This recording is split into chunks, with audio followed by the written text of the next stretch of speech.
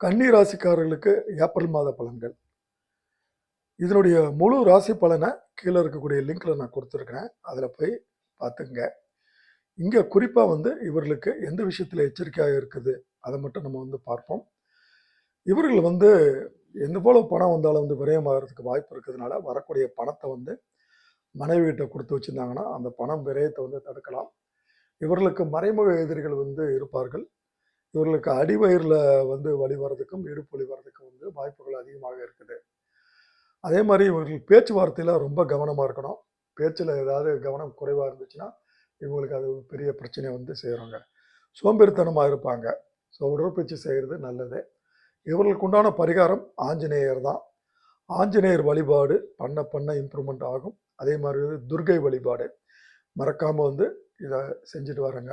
அனுமன் சாலிசாவும் கேட்கறது இவர்களுக்கு சிறந்த